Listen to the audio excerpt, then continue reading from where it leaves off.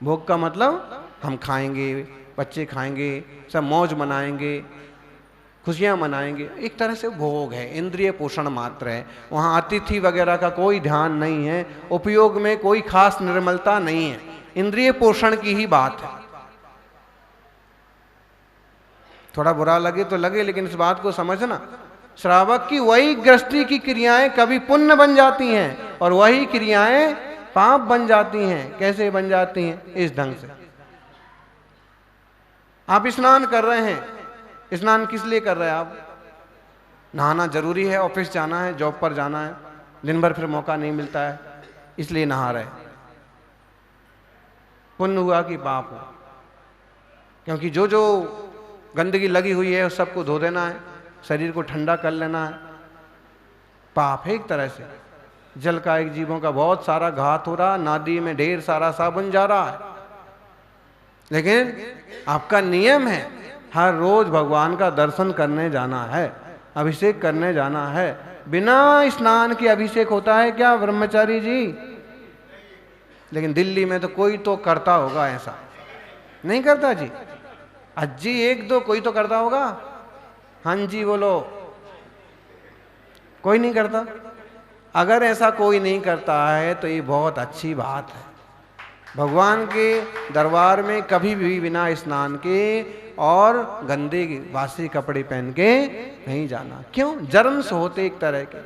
हम वहाँ पवित्र भाव से पवित्र वस्त्रों के साथ जाएं और अति और पवित्रता को प्राप्त करके जीवन को पवित्र बनाएं। अंतरंग वस्त्र भी बदलना चाहिए। ऐसा नहीं कि धोती दुपट्टा तो मंदिर का पीला पीला पहन लिया और अंदर का नीला पीला जो कुछ है वो कल का ही पहना हुआ है। ऐसा नहीं होना चाहिए। उतार दीजिए, सारे कपड़े उतार दीजिए और सिर्फ वही धोती दुपट्टा ही सही। किसी ने देखा थोड़ी है, हमने ऊपर के कपड़े धुले हैं, अंडरवियर जो है 8 दिन से वही चल रहा। तुमको खुजली होगी, दूसरे जो तुम्हारे पहने हुए कपड़े पहनेंगे उनको भी समझो। ऐसा नहीं करना। अशुद्धि हो गई वस्त्रों की, फिर अभिषेक का आनंद भी नहीं आएगा और फल भी नहीं मिलेगा। थोड़ा सा और परिश्रम कर लो। यही सोचते ना इतना परिश्रम क्यों करना पड़े और इतना क्यों करना पड़े, थोड़ा और परिश्रम कर लो, लेकिन मन की शुद्धि भी बना लो, वचन की शुद्धि भी बनाओ और काय की शुद्धि भी होना ही चाहिए। काय की शुद्धि भी होना चाहिए। माने शरीर तो स्नान किया हुआ है। जो लोग प्रभु का दर्शन और नमन करते हैं, मुनि राजों की सेवा में तत्पर रहते हैं, केवल उन्हें ही नहाने का अधिकार है, बाकी किसी को नहाने की भी कोई जरूरत। एक हम बहुत काम की बात बता रहे हैं आपको। ये अगर मम्मी कहे कि बेटा जबरदस्ती के नहाओ नहाओ, तो बोलो महाराज जी ने ऐसे कहा है, तो ना तो मुझे मंदिर जाना है और ना मुझे अभिषेक करना है और ना मुझे महाराज जी के पास जाना है, ऐसे में मुझे नहाने की कोई जरूरत। इसका भावार्थ समझिए आप। इसका भावार्थ ये हुआ कि जिन पवित्र पुरुषों को छूना है तो आपको भी पवित्र होना पड़ेगा, और जब आपको उनके सानिध्य में नहीं जाना है तो आप जैसे हो वैसे रह जाओ। और अब नहाते हो तो एक तरह से नहाना केवल आप भोग के लिए कर रहे हो, सुंदर दिखने के लिए कर रहे हो, ठंडक के लिए कर रहे हो, उससे कोई फल मिलने वाला नहीं। एकदम देसी बात है ना, ये है आश्रवबंध की बात है। जब आप यही स्नान कर रहे थे अभिषेक के निमित्त से तो शुभोपयोग हो रहा था, पुण्य बंध हो रहा था, और वही स्नान पाप बंध में कारण बना। आया धन है भोजन, वही भोजन, वही केवल आपके लिए व्यक्ति सा था, खाऊंगा मस्त दिखूंगा, सारी विटामिन्स मिलना चाहिए, ये वो आपके लिए व्यक्तिगत था। वो केवल पापाश्रव, आप असंयम इंद्रियों की पुष्टि के लिए कर रहे थे। लेकिन वही जब उसमें अतिथि को और जोड़ दिया कि आज मुनियों का भी पड़गाहन करेंगे, उपयोग में क्या चलता है? सारी चीजें शुद्ध होना, कोई छूना मत, महाराज जी का आहार नहीं हो जाए तब तक किसी का भोजन नहीं होगा, ऐसा चलता है, ऐसा बोलते हैं। शुभ उपयोग चल रहा है। आपको अपनी बॉडी की, अपने शरीर की फिक्र नहीं है। किसकी फिक्र है? किसकी फिक्र है?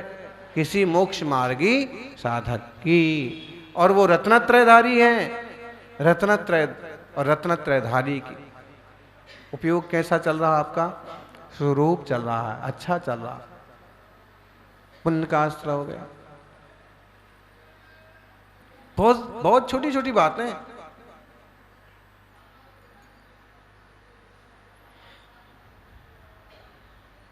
सौभाग्यशाली हो, इस जीवन में हम ये निर्णय कर सकते हैं कि हमें अपने उपयोग की धारा कैसे चलाना है। पशु ये निर्णय नहीं कर सकते। प्रायः करके पशुओं को कोई मार्गदर्शन देने वाला भी नहीं है और उनके जीवन में ऐसे चांस भी नहीं है ज्यादा। वे नहीं फैसला कर सकते, वे नहीं संभाल सकते अपने आप को। हम संभाल सकते हैं, हम अपने उपयोग की धारा बदल सकते हैं। आप एक मोबाइल डिब्बा ले लो, इडियट वॉक्स, और राहो अपने उपयोग को खूब आग लगा दो। मोबाइल में गलत चीज दिखने से क्या फायदा होता है? फायदा होता है कि नुकसान होता है? क्या नुकसान होता है? वहीं नुकसान होता है। खूब भाव ऐसे ऊंचे नीचे होंगे, ऐसे गंदे मैले होंगे, ध्वनि से भी ब्रेन पर बहुत असर पड़ता है। तो जैसे ये आंखों से दिखें ना दिखें तो भी आपको प्रभावित करते हैं। कोरोना वायरस किस किसने देखा? इतने साल हो गए, दिल्ली में इतने केस बन गए, आपने एक ने भी नहीं देखा? किसी गली से तो निकला होगा।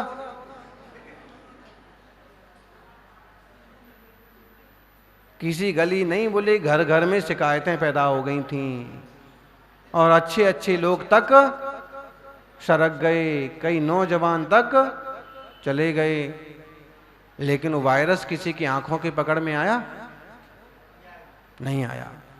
जैसे उस वायरस ने इतना उत्पात मचाया, इतना सब कुछ हुआ, अभी वापस फिर थोड़ी थोड़ी घटनाएं चालू हो गई। जिस सर्दी खांसी वाले 2-3 जन तो यहीं बैठे हैं। आप सरकार में रिपोर्ट भेजी है कि भाई हमारे यहां पर भी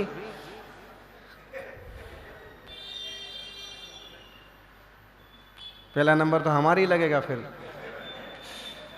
लेकिन ध्यान रखिए कि आंखों से नहीं दिखती हैं ये सारी चीजें, लेकिन अपना काम करती हैं। ऐसे ही आश्रव बंध आंखों से नहीं दिखता है, पुण्य पाप आंखों से नहीं दिखता है, लेकिन अपना काम जरूर करता है।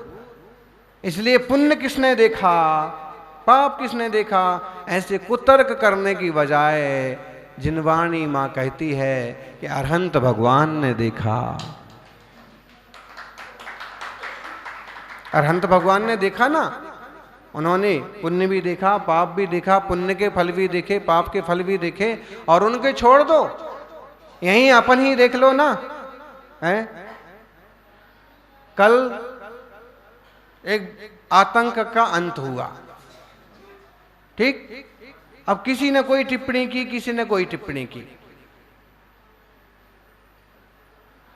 एक नेताजी ने एक टिप्पणी कर दी कि पुण्य पाप का फल है ये यहीं का यहीं धरती पर ही मिल गया। मतलब नेताजी को इतना ज्ञान है कि पुण्य पाप का फल है?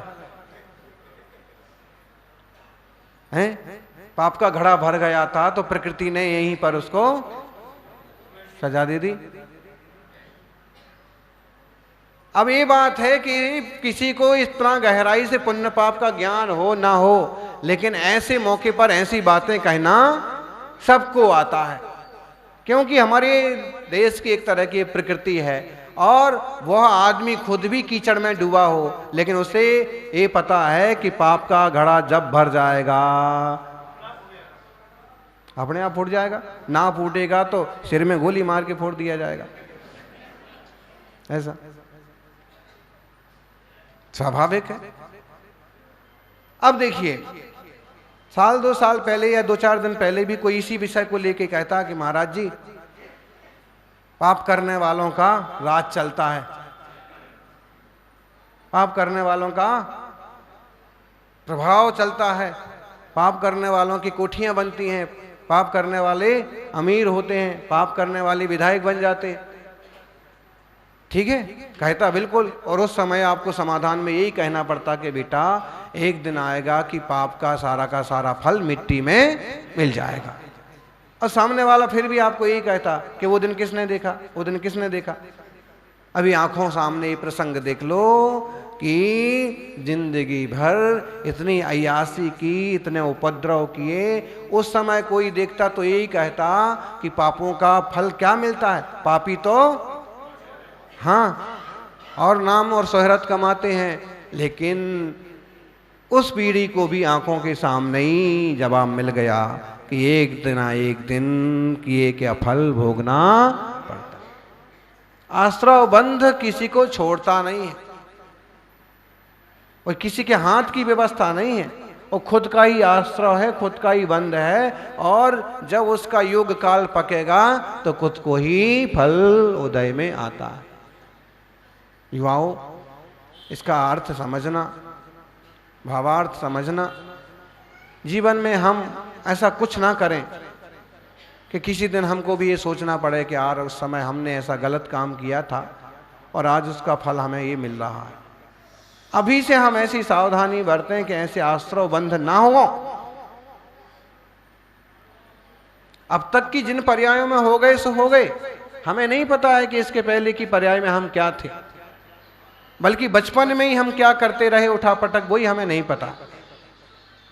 आज जितनी समझ है उस समझ के हिसाब से काम करिए। व्यापार करते हुए भी आप सावधानी बरत सकते, व्यवहार रखते समय भी सावधानी बरत सकते, खान पान के वक्त भी सावधानी बरत सकते। और कुछ ना हो तो जो जैन शासन के रूल हैं उन्हें तो निभा ही सकते हैं ना। सार्वजनिक रूप से बड़े स्तर पर हम किसी को भी रात्रि भोजन नहीं कराएंगे, नहीं कराएंगे। शादी विवाह कोई भी कार्यक्रम हो, रात में भोजन ना होगा, ना करेंगे, ना करने देंगे, ना खाएंगे, ना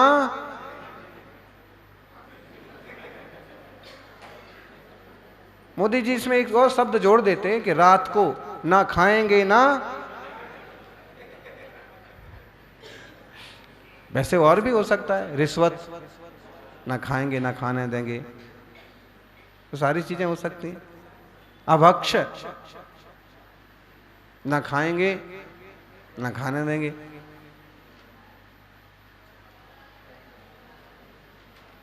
तो अपन इस बात को थोड़ा गंभीरता से लें।